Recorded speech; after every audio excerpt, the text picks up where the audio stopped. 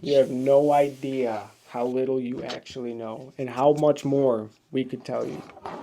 What I wanted to say earlier was if anybody comes to you and says, yeah, the world's in kind of a bad state right now, but I think if we just make the government bigger and give the government more money, the world will be a better place for our children. We could also You show need you. to question that. Anybody who comes to you and says, oh, they need more money and need to be bigger, they're not your friend. Government doesn't fix this. We fix this together. The government does, okay, hang on. If you're going to sit here and say, oh, well, we can't do anything about it, the government has to fix it, then you're quite literally giving the power to the government. You just gave the steering wheel to the government.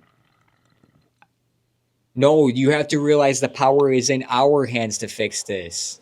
How about this? Let me share a story quick, if you don't mind. Go for Unless it. you got something. I was just going to say if the government made alcohol illegal right now, there would be riots in the street.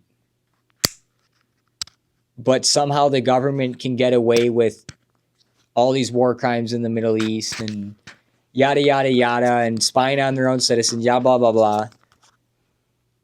And we kind of are just like, meh. It's almost like you knew the whole time or kind of just suspected. Yeah, I could kind of see them doing that. I mean, they do it to every other country, so why would they not do it to you?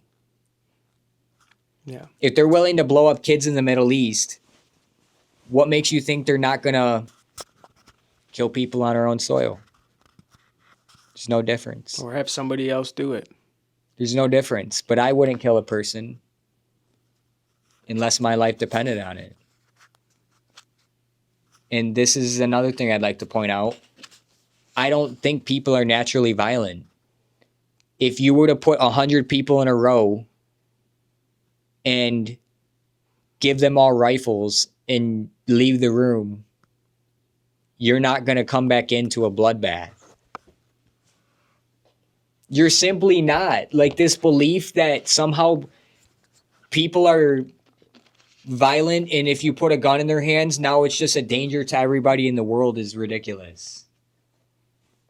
And I can prove this to be true because if you are a victim of a crime, let's say you're about to be a victim of a very heinous crime, every cell in your body is going to hope that someone nearby has a gun. See, you aren't mad about the guns. You just want certain people to have the guns. Why is that? Why can only certain people have guns? Most people don't even draw that line. And what you were saying earlier, there's something that I've heard that's very important to actually try to break apart, which was there's this guy at a chess game, like a chess tournament. And this guy comes running in and is freaking out and runs up to this person and is like, oh my God, I almost just died. My car started spinning out when I was on the highway and I just took my hands off the wheel and said, oh, I really hope that, oh, please, Jesus, save me. Please, Jesus, save me. And he was inches away from going off the bridge and he didn't. And he was telling him like, oh my God, Jesus saved my life, and told him the story. And the guy looked at him and said, yes, perhaps Jesus did save you, but I would have never taken my hands off of the wheel. And that's very powerful because you're giving up that control. You need to be in charge of your own decisions and your own actions. I'd like to jump in here now. This is where we might butt heads with some religious people. This is just a fact. Some people use religion as a shield to their own bad actions. They'll say, oh, God wanted me to learn this lesson, so he made me do this. There's things of that nature. Maybe that's a bad example. More so, it's the sense of we have things that we can control, but people saying, oh, well, that's in God's hands. No, it's in our hands. If it was in God's hands, we wouldn't be blowing up kids in the Middle East. It's in our hands. To sit here and say, oh, it's in Jesus' hands, it's in God's hands, we can just pray. You know what you're praying for? You're not praying for God. You're praying for a person to go do it on behalf of God. What is God? Is God consciousness? We believe so. Because I actually do believe in the power of prayer, but you're not actually praying for God. You're praying for a person to go do it. And I think what's actually happening is the person is getting their godlike powers because they're like in a state of true consciousness. Yeah. And so consider this. Who's more dangerous? A person who knows nothing about geopolitics, knows the names of no politicians, doesn't know any countries, doesn't know any states or any state capitals, but they know tons of content creators on TikTok and Instagram, or me, or you. Who's more dangerous? One has teeth. One is arguably a bumbling idiot who just exists. We need to regrow our teeth back. Yeah. And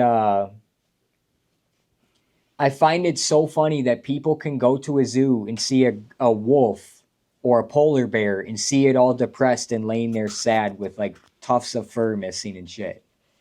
And go, that poor wolf, it shouldn't be in that environment. It's getting sick. And then go home and eat processed food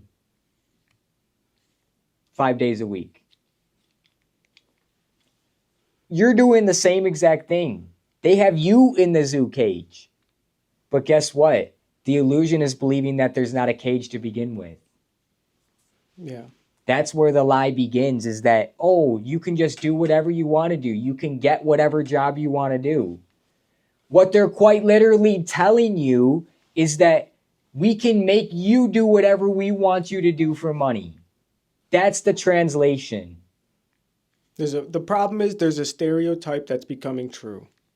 And that is people don't change. And that fucking breaks my heart to have to say that. Because people can change. But my point is, too many people feel too rewarded after acting on bad habits. How are you going to tell an OnlyFans star to not do OnlyFans anymore if she's making millions of dollars a year or hundreds of thousands of dollars a year? You're gonna be the one to convince her to not take other people's money? That shouldn't be normal for a man who makes the road to make much, much less than an OnlyFans girl. Just a girl shaking her ass or some shit. How the fuck can you be so engaged to that? Part of it is the scale of numbers, is that 50 years ago you didn't have access to where hundreds of thousands of men could view naked pictures of a single woman in one place and pay her for it. There wasn't even electronic transactions much at that point. But how can you feel that society's heading in a direction where that stuff is more rewarded than those who are actually sweating and breaking their backs doing the hard work? So, solutions. You might go, well, this is easy. We just make a law banning OnlyFans and banning whores. No. Because our solutions, for the most part, cannot involve the government passing another fucking law. They've already passed too many. Are you going to sit here? Okay, hang on. We had to talk about HR earlier. Do you think that congressmen and women need to work 40 hours a week, 50 weeks a year on making laws to govern your life? Do you think there's actually that many laws that need to be made? Like, we done got most of the 99.99% of, no, we have 187,000% of the laws that needed to be written. There's too many. Yeah, like, they're basically the HR of our government, or like HR of our government. They're just collecting money and they aren't really doing anything beneficial to society. And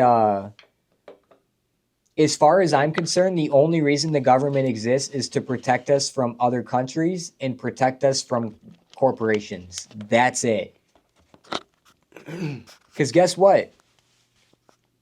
If the government is there to protect your right to bear arms, your right to free speech, and all of the other things in the Constitution, who would be the only ones left to take that away from you? Your job? And how come they're trying to revoke you from even having those rights in the first place? And there's obviously suppressing it on things like YouTube. It goes deeper though. Your job, your neighbors possibly, if they believe that you should be censored based on the way that you believe. You have to understand, I'm a free speech absolutist in the sense of as long as you're not threatening people or inciting violence or things of that nature where people could get harmed or killed, say whatever the hell you want to say. And I think that includes inflammatory language. And our solutions cannot, for the most part, cannot involve more government and more laws. Our solutions come from a societal level to where someone thinks so highly of themselves that they would never even click on an OnlyFans link or sign up for OnlyFans. That's essentially what we're saying. An act of resistance. Active resistance. You don't need to engage in any way. They only make that money because we engage and make them famous. Yeah. Like, this is what the problem is instead of fixing it, they just add more laws, and most of them not in the best interest of the majority, which is very terrible. Because instead of, how about this? Let's say we just stop cleaning up chicken shit and duck shit, and we just let it keep going. Do you think that adding more shit's gonna help? I really don't think so. So how about this? You clean the shit, and then it just comes back and you keep taking care of it. Exactly. This is a never-ending problem. It's something that we're always going to have to tend to. But our parents' generation took their hands off the wheel. And we have to realize and accept that we find ourselves in a position where our hands are very far removed from the wheel as a society, and I'd say as communities more so. We're not in the driver's seat. We're fucking hanging off the hitch right now. We're hanging out the window by our fingertips. Yeah.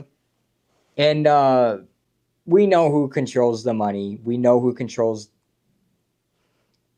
therefore, the world, because they control the money. We wouldn't come here. You can still make your money and be the richest people to ever live and allow us to live our lives. Both can happen at the same time. They can't be, they don't need to be mutually exclusive. But if you were going to push the regular people to a position where it is one or the other, what do you think we're going to do? Fight for our beliefs. You would stand up for your beliefs just as much as I would want to stand up for my beliefs, I hope. And it's, I don't know. It's really convenient that everybody's allowed to have an opinion except for the person willing to stand up for themselves. Or stand up for a group of people called Americans. Yeah. And how about this? Imagine there's a fight going on. And every time there's that woman in the background screaming. That's what most people are. You have to realize that that's not helping the situation or making anything better in any way, shape, or form. You're just background noise. Exactly. When you come to me and ask me, have you heard the new Drake album? You're just background noise. We wouldn't come here confidently if we feel like we didn't have anything interesting to talk about and say in the first place.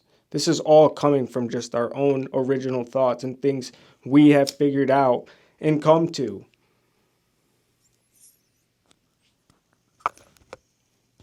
The mic drop. I didn't even mean to do that, but you already know.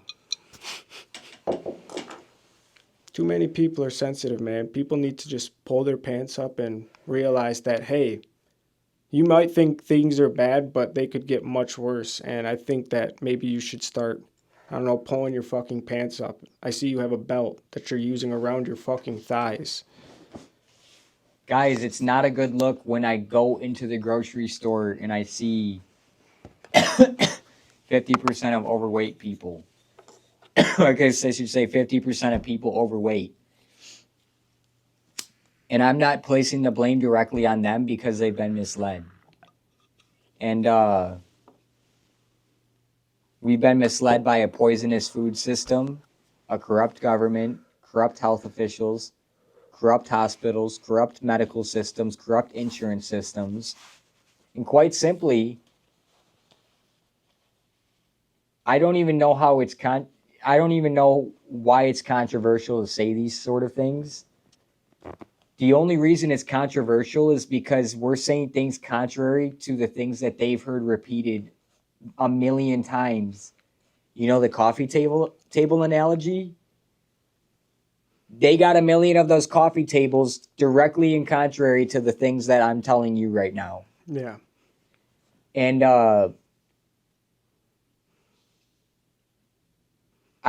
we got to keep going back to this point. All of our solutions want to make you stronger. Not because you can attack me or attack your neighbor, because you can defend yourself better against the people that are actually taking advantage of you. Yeah. I just can't understand how you can live in a world where not having a baby or having anything to take care of not be some type of priority, considering that's your responsibility. I don't understand how women have made it an option to even do so. That's literally the biggest responsibility they have. The Titanic's going down, we're going down. No questions asked. But these women don't have to have babies. That's not right. I don't know if I'm going to be able to manage it, but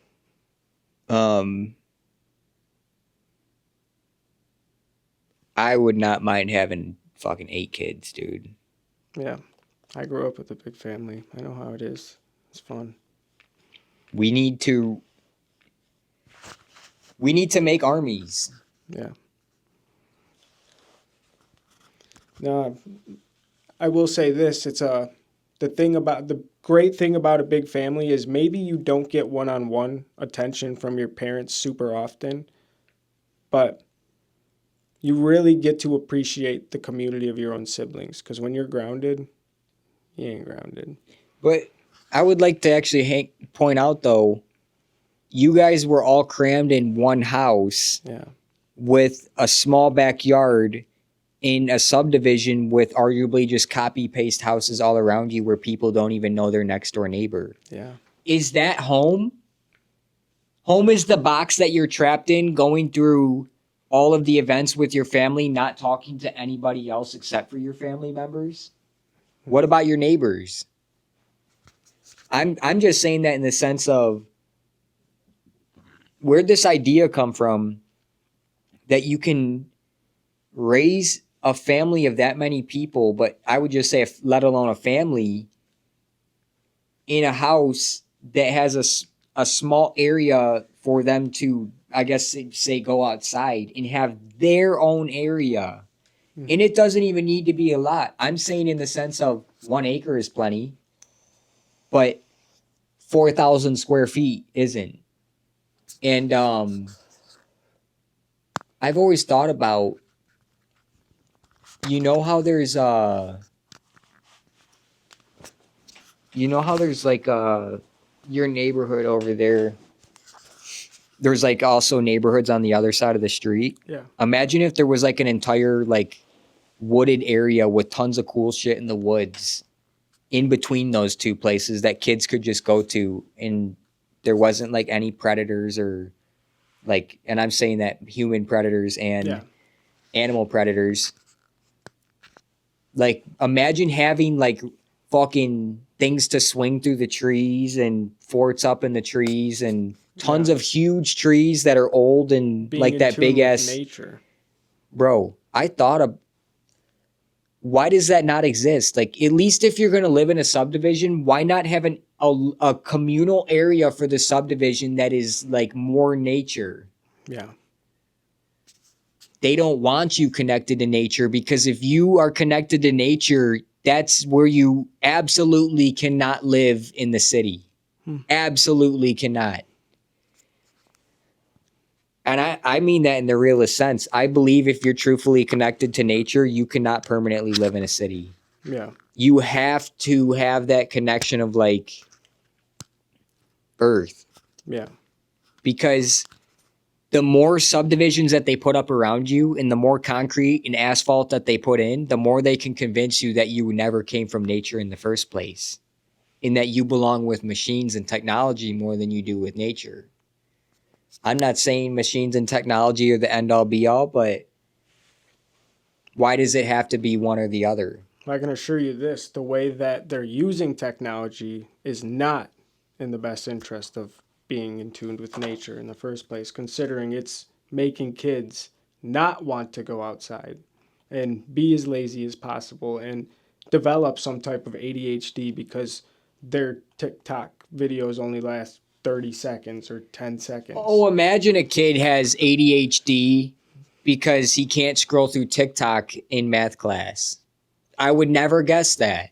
Like, think about it like this. Imagine a kid playing a game and his parents are arguing.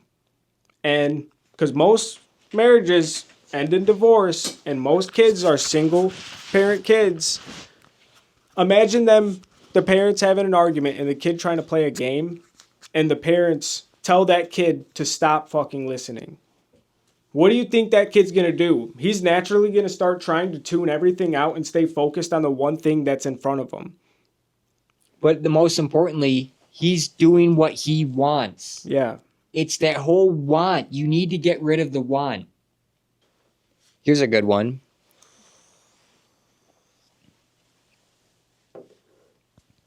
In high school, would you say it would be true that you necessarily didn't like math class as much as other classes?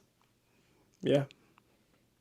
Now, consider the way that you felt about that if you didn't have video games, sports, or anything in the world except for school, and you were going to the school and they said, you're going to only have math classes, and if you finish all of these classes, we're going to put you in a job making $1 million a year. Do you think then math would have been fun? If that's all I did, yeah, I think so. My point is, math is not fun when you have a whole bunch of other things to do. And on top of that, they literally tell you, oh, yeah, you're not going to need this after high school. You just have to pass this class. What do you think the response is going to be? Yeah. And the only reason I wanted, are you? I'm just saying that in the sense of, I went through that in college. Classes, I noticed that classes that I was less interested in, I just wouldn't go. And my grades reflected that. And there's a reason why ADHD isn't real in a school setting, because they're putting you in that environment, telling you, yeah, none of this is going to matter. You just need to do this because society tells you you have to do it. You have no choice but to do it. Like, my point is, if you told the kids, hey, you should learn math because then you can do these equations and you can study electromagnets and try to figure out this thing, then it becomes more interesting. But if you literally tell them, this is not important, high school doesn't matter when you're older, you just need to pass, things of that nature, I'm just saying in the sense of things become unnaturally not fun. Yeah. But I can promise you, any person, if you told them, I'll pay you $1 million to do this, you're going to find a way to make it fucking fun because you're getting that $1 million. And I will say this, if we're talking about from an early age, going on to that point, the reason I say yes in the first place is because it's important to know that people are programmable. Whether people like to believe it or not, they can be sold a certain narrative on how life is supposed to be. And my proof is look at society today. You don't have to think, it's laid out for you. Mm-hmm. Most people don't know where their food comes from. Most people don't even know what animals actually fucking are and their intelligence. Most people just believe the stupid stereotype where animals aren't smart, but that is not true. Animals are very sophisticated. What I have found as a chicken owner is that I used to think that birds were kind of just birds, like they didn't really have a way that they acted. But after raising chickens and ducks, which are avian animals, or avian creatures, I guess, they have wings. Uh, you start to see very quickly that they have their own personalities too. And the only way that they could have their own personalities is if they had a teeny amount of choice to make. Yeah. They have choices within limits. Your dog has a choice of whether or not it wants to listen, just like a bear has a choice of whether or not it wants to eat you. Yeah. Animals have choice within reason. I do believe that. Yes. But we're given the most choice in free will. Why is that? Yeah. Oh, we don't know everything. And me personally, I try to learn something new every day. And I try to encourage the people around me to learn something new every day because it's possible. And if you say that it's not, then that just means that you stop learning. And we're all students, but they put us as students in school, and that's not where we're supposed to be students. We're supposed to be students of the planet that we live on. And I guess now we're students in this, but you're students to us speaking to you in that sense. Yeah. And we're not trying to patronize anybody. We're actually, my whole goal for this is to hope that I can help somebody and have them ask more questions. Don't stop asking questions. That's the most important thing, and trying to really understand the things that you say and understand that your words carry weight and that they should be taken seriously because they're quite literally like spells. words are spells, and now you understand why they want to ban certain speech. Consider this: a certain country after World War One burned a whole bunch of LGBTQ and transgender books and writings. In now modern day, social media companies would censor you if you speak out on these certain topics. Not Rumble though. Social media companies would censor you if you speak out about these topics. You have to ask yourself why that is. You can't question those in power. Yeah, this whole thing works if everybody plays their part and everyone goes along. I don't know. We need to encourage having uncomfortable conversations because uncomfortable conversations got us to this point. You need to question what you've been told and who's been telling you that information more specifically. Sometimes the person telling you the information is more important than the information itself, Yeah, I would argue. absolutely. And because if once you understand that a lot of people will do most things for a decent amount of money, then you'll understand what people will do for millions of dollars or billions of dollars of money. Yeah. So, all it takes is one person. And to be honest, it's kind of weird, but you can't change the world, but you can change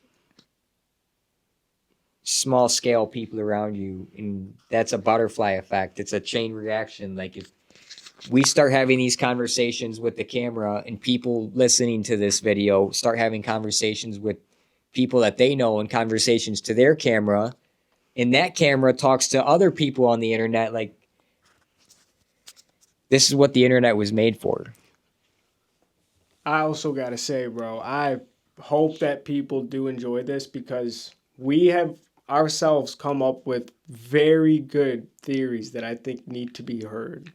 I think people would really like to have this type of information because, again, everything is based on theory, and that's the one thing that pisses me off more than anything is when these scientists just be coming up with these bullshit terms, man. Boson, like you said, man, it's not, it's all theory. We are unsure. To disprove or discredit anybody for just having put a lot of thought into the things that he's conceptualized around his environment. Bruh. Consider this. Do you think I give a fuck what a boson is, Mr. Eric Weinstein, if I have my mortgage payment due tomorrow? I couldn't give a fuck less what a boson is. A boson doesn't change anybody's lives. And as far as I'm concerned, I got work on Monday, so see ya. I'm on the clock. I'll see you later. What did he say a boson was? I forgot. I can't think of it right now. I honestly don't even remember, but part of me just laughs for the fact that he thinks that it even matters or is consequential to the way that everyday life is carried out. Because, in my opinion, we will have way more greater consequential lives than he will. Yeah. And he thinks that he's one of the best scientists in the world talking about that stuff. It doesn't matter. Who has done more good for the world? People working at a particle collider facility or the food pantries? Like, it's pretty clear to see, cool, they collided particles together and created a new element for 0.2 nanoseconds and detected it on a thing that they invented to detect only that element. Wink, wink. It's, I don't know. I get the impression that we're being led down rabbit holes with these people, and they're just collecting paychecks off the fact that you don't understand or care to understand what they're working on. But when you start to get insight and know some of the peripherals, you go, you get paid to talk about theories? Bruh. Yeah. Bruh. And you know what's funny? Why should any of that matter and be the problem? A theory like that, a certain narrative, but we know people are starving and shit like that. And there's our own homeless people on the fucking streets. We're spending billions on particle colliders when we can't even figure out how to keep people not being fat. Well, actually we can, but I think that's a separate thing. Like, they're actively putting shit in the food and spraying things on crops and things of that nature. Yeah, but they're not trying to help the people that are in need. There's a clear problem if you go through places like San Francisco. That's not good. There was the equivalent amount of the Dodgers stadium worth of homeless people when COVID started. Like, we allow that. That's normal. How can that feel normal knowing that people are going through that? No one feels any type of way to act at least a little rebellious in the way that they might normally live. Well, people are scared to take this shots. is no secret. If you're deep down the rabbit hole, California has over 10 million illegals in a state of 40 million people. Of course there's going to be the most homeless people because they literally have way more people than there should be. Yeah. If you look at California's population growth, it grows faster than what their population could actually sustain in terms of growth. California could never grow that much just by having babies. California could only grow that much by importing people or having people move there. Does that make sense? Yeah. So there, as a consequence, it makes the local people homeless. This is what you all need to understand. If a billionaire picks your town, you can't afford your house anymore. That's what this quite literally comes down to. If our town gets picked as the next fucking airport hub destination for the Midwest, we can no longer afford our house. Well, how about this? The people that you think even care about you and that you look up to would rather have you give your hardworking money away before they give theirs. My proof is Oprah Winfrey and The Rock, when the Maui fires were going on, they were asking people to donate. Two billionaires asking people who earned their money. And I'm not trying to say somebody like The Rock doesn't earn their money, but my point is he acts. Yeah, he works out, but he acts. I'm going to say this right now. You know what it's like to live on this property now for a year and a half. I'm not saying that we'll forever live here, but I can promise you this and promise the camera right now. This can show you how good of friends we are. We will never give this land up ever. No dollar amount could ever allow us to give up this land. And the reason for that is because we have an actual piece of our fucking flesh and soul into this land, because we toil away and do things and not see the benefit for months, if not years. And it's the toiling away and knowing that you're doing the things that need to be done in order to enjoy the times that you do get to enjoy. Because not all life is going to be enjoyable. But if you toil and do what is needed into a piece of land, you'll understand exactly what we're saying by this. And where I'm going to go with this is that I can say this right now. In the future, my plan is to put this house and property into a trust with all of my friends that we all own together. And regardless if I'm renting it out or using it as a part-time stay house, I never want to give this up, because this is a literal like piece of our life now. Yeah. All the memories that have already happened and created here, I never want to give up the ability for me to step foot on this land if I need to. And that's only being here at a year and a half. Imagine how I feel about my parents' property down the road. I never in my head could ever picture somebody else owning that piece of property, because that was my home for 21, 22 years of my life. Like, I fucking, like I said, that was toiling to the max away on that land. Yeah. And that was for something completely unrelated to what I had for goals and set for myself in life. How many of your friends are living together and actively have goals to better themselves and the people around them, and sort of have like a strategic way of manipulating around the bullshit that we find ourselves in? How many? In fact, it's 8:55 right now. How many are out at the bars or on PS5 right now? This doesn't get fixed if all we enjoy is leisure and dopamine. I learned a lot when people normally ask me how, they usually ask me, because they know I live on a farm, how it is to mow my lawn. Because usually they'll say something like, oh, it must suck to mow the lawn because that must take forever. Do you know what that tells me?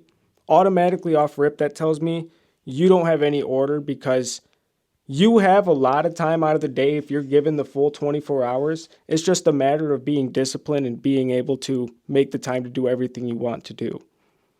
Yeah, and it sucks. We don't want to have to go to a 40 to 50 hour week job and then have to come home and mow acres worth of grass, but we do it because we take pride in what we do. This is an actual conversation I had with a coworker one time.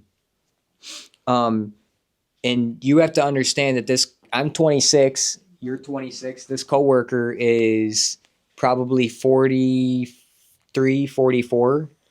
And she was saying, yeah, I think I'm going to buy a house soon. Soon. Your soon was 20 years ago. And she said, do you have a house? And I was like, yeah, I live on a farm with my friend. We bought a house together and moved in, and it's a little 5-acre farm. And she goes, 5 acres. And the first thing she said is, oh my gosh, that must be so much mowing. That would be horrible. And I said, yeah, it'd be horrible if you're the grass. And she's like, what do you mean by that? And I was like, we take very good amount of pride in our work and keeping the property managed and looking nice. Yeah. So if you're a tall blade of grass, it's a bad day for you. How about this? We even have the option just to let it grow and make us more money by baking hay bales out of it. But we don't. We choose to make something good out of it and let it grow naturally, but make our own creation out of it. Let me tap into that a little bit.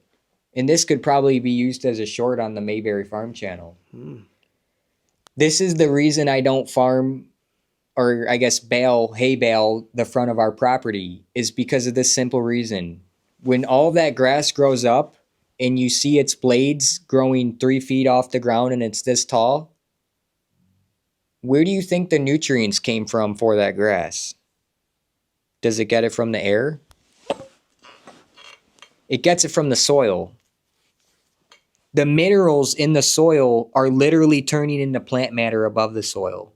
If you cut all that down, package it up, and ship it away, where do those minerals go? They go bye-bye. So next time when the grass starts to come up, it's got a little bit less minerals to start from. Do that 5, 10 times, you get to a point where the grass no longer grows. There's just no minerals left. It's all gone. Because you cut it, put it into a bale, and shipped it away. And so you're quite literally exchanging the minerals on your land for dollars, thinking, okay, all I have to do is refertilize the grass. Do you think nature needs to refertilize the woods? Because I've never used fertilizer in the woods, and it's the thickest overgrowth I've ever seen in my life. Why is there no fertilizer there? Yeah. Because it exists in a cycle where nutrients get recycled and stay in the same place. You come along and say, oh, I have this area of land, I can grow grass here, and I can cut that grass up, bale it, and ship it off and get money for it. And I can get more money for it, so I got more money. More money for what? For the minerals on your land that now you need to go pay somebody else for, synthetic versions of those same minerals that once existed there. And they come and spray those minerals or dump those minerals, and it kills the bacteria in the soil. Those minerals. Right. Money is dangerous because you think, oh, I'm just cutting hay and exchanging it for dollars, but you're doing more than that. You're sacrificing the mineral content in the biological diversity of your land for dollars. Yeah. It makes me mad because coming from Illinois, we look around us and we see massive cornfields as far as you can see with no trees. And I know for a fact when they got here, there was trees because I see the trees. I see some of the trees. And in fact, if you go to our other YouTube channel, or if this is posted on the one that it might end up on eventually, I don't know, you can see some of these trees. But my point is, these trees just didn't all disappear and cornfields came out of nowhere. They cut all of them down so they could grow genetically modified corn and then spray it with chemicals to keep weeds out, and you get no say in it.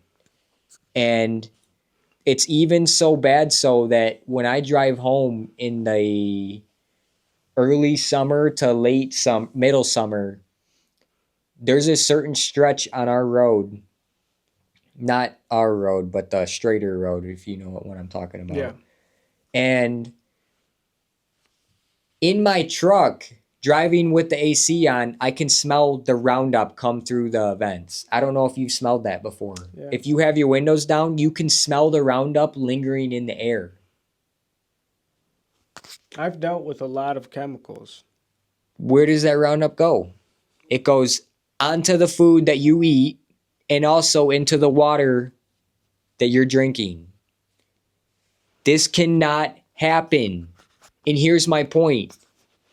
We don't use pesticides in our garden because God gave us the best pesticides ever. Did you know you can pull weeds with your fucking hands? And did you know that when you grow food, you don't need to grow it on 400 acres of flat, tilled, and over-fertilized land? I'm just saying this as a fact. Think about if you were to try to compete with modern-day farming. You have to buy millions of dollars worth of tractors and equipment, millions of dollars worth of hundreds of acres of land just to make $90K a year. Yeah. It's brutal. And I'm not joking. If you look at the combines and stuff, they're over $1 million. Yeah. And They're expensive as fuck. And I think you get what I'm saying. You have to buy like 600 acres for it to even get to a point where you can make like Enough money to 100K. worry about that. Yes. And to pay off everything else that you're now And taking in you want debt. 600 acres, you need 20 mil, 10, 20 mil. Where are you getting that from? The only people that are going to have money for this land are investment groups. Our land has been stolen. And this is why it's tough, because money in globalization, you're no longer competing with the people in your community. You're competing with everybody with internet access. Yeah. Or in this case, cellular access. It's a global competition. It's no longer 1 in 300 million or 330 million Americans. It's 1 in 8 billion people on the planet. Yeah, more than one people want what you're going for, and there's only certain limits of how many people can be taken. You like the TV in your living room. Don't you think every person on earth would like a TV in their living room? There's not 8 billion TVs. So, it kind of begs the question, are we a little bit spoiled? Absolutely. We're very spoiled. But spoiled in the way of they haven't made their hands more bloody. They've just done it in silence. The deaths are still happening through their own creation. I guess I should say our own creation, but we're still spoiled in the sense of knowing what true violence can really get and how ugly it has been. I think any person with a brain can agree that the most dangerous thing on this planet is a powerful man with the wrath of the devil.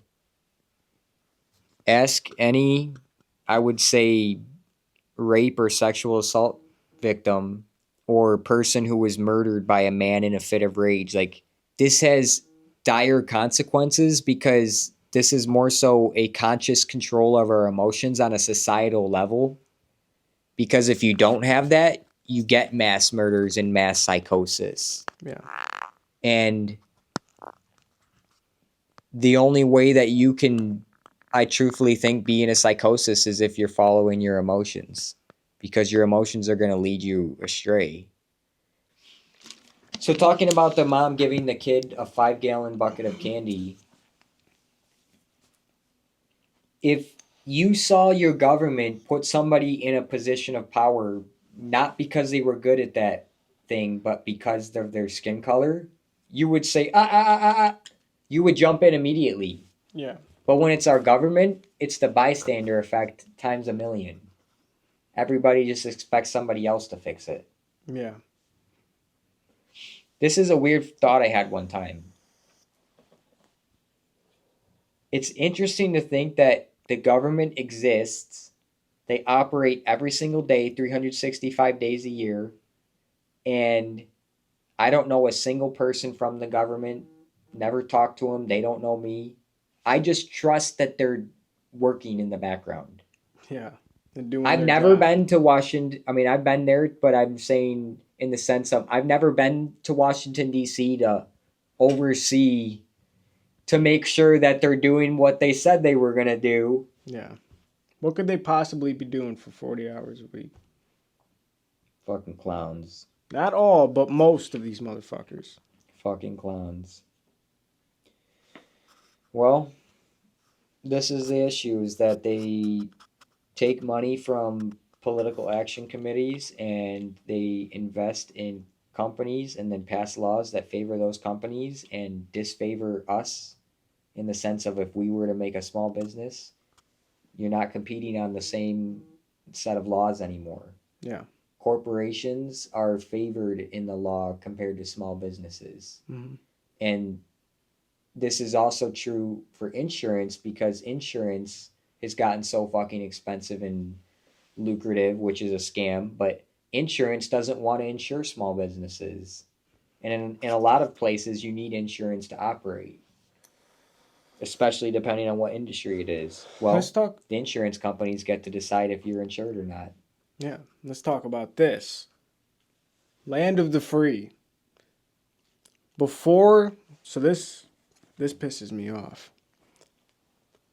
If this is land of the free, before, let's say I want to go to California, before I can do any of that, actually fuck California. I don't want to go there. Let me just say I'm going to somewhere like Texas.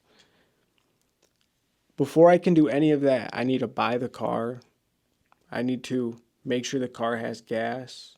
I need to make sure that I have insurance on that vehicle. I have to make sure that every year I keep up with my sticker to drive that vehicle that I already am trying to pay for. How much money are they going to keep taking from you? Because that vehicle needs to keep operating, which means it needs maintenance. It only gets more expensive as you own it. Right. It's more than just, let's say you paid $30K for that car. It's more than $30K. You have to think about how much you're going to be putting in with the mechanical part of it. And then I work on cars. I know how expensive it can be. It's not cheap. Many people, everyone's an operator, and this is what the problem is. Nobody knows how to actually fix their vehicle, the thing that they're operating. They don't truly understand it. I find it strange that people get a sense that they feel smart because they know how to use all of these gadgety gizmo things, but not understand the first thing to how they operate. Yeah. Like some dumbass will think that they're actually the shit for buying a Tesla Cybertruck without understanding how an AC motor works to even spin the fucking tires in the first place. That is an AC motor, but it's actually a DC motor. But my point is that there's people that they'll say, oh yeah, 0 to 60 in this amount of time, it's got 4 rotor, this fucking specs that, and they can't even tell you how the fucking thing operates. Like, I think you kind of get what I'm saying. Like, kind of what you said with the car example. Someone thinking of this shit because they drive a car and then it has something happen to it and they're like calling their dad. Imagine that. Right. I think that's interesting because the person they would call is their dad. And the reason they would do that in the first place is because our parents truthfully did grow up in a much different environment than we did. Their part-time job was learning hands-on and experience, and most people just did that things themselves before things got twisted, like women going into the workforce. Like, this is what's funny. Why would any woman even get mad that I don't think that they should be working like that? Because they take it as you're looking at them as less of a human. And I say, no, I just look at you as different. Yeah. This is what's funny. Any person who tries to sit here and say, I'm the exact same person as someone from Somalia or Ethiopia or India or China or Russia, they're lying to you. To say that we are different is not to say anything wrong other than to realize the fact that, okay, You might require a different diet than I do. Okay, your body might respond to certain chemicals different than mine does. Okay, your body might respond to a different environment than mine, differently than mine does in the same environment. All that stuff. It's this whole idea of, oh, I'm colorblind. No, you're not. Because if you're truly colorblind, then go live in Somalia since they look just like you and act just like you and talk just like you and dress just like you. I think you get my point. It's a fucking lie. Yeah. Go to Afghanistan. I'm not saying Afghanistan is bad. In fact, I actually do want to go to Pakistan and Afghanistan and meet people Yeah. and talk to them and get to know their experience and what they think of American politics and stuff of that nature. And I've actually seen YouTube videos of people acting very nice to tourists and being welcoming of people from other nations. And it's kind of that whole thing that I appreciate more so.